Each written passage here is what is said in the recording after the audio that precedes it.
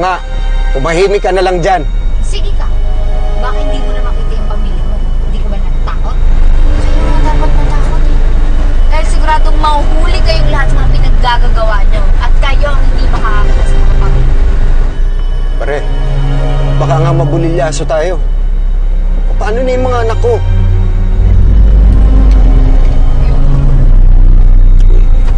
Ang bobobo nyo talaga. Eh bakit kayo natatakot? Eh dapat nga siya takutin nyo eh.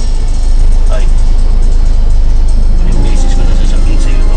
Tumahimik ka na lang dyan, ha? At wag mo nang paikutin ang ulo ng mga kasama ko, pati ako.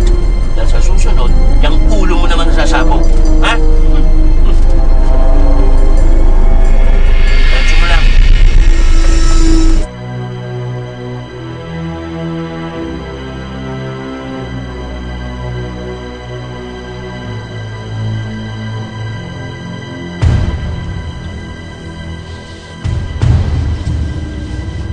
Magandang araw po, ma'am. Kayo pala.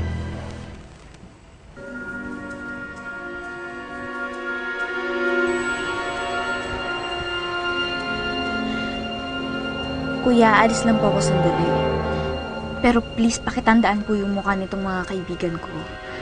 Kasi baka bumalik sila, hindi nyo papasukin. Sige po, ma'am. Ingat po kayo. Sige. Thank you, Brad. Sige, salamat.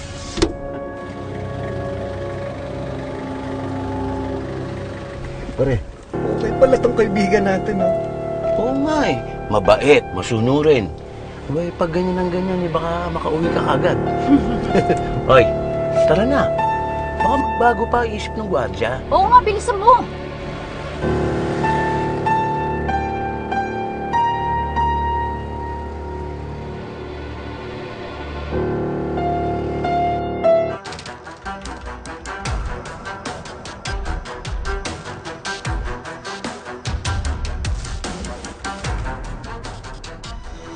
Kuya, ate, pakawalan nyo na ako dito.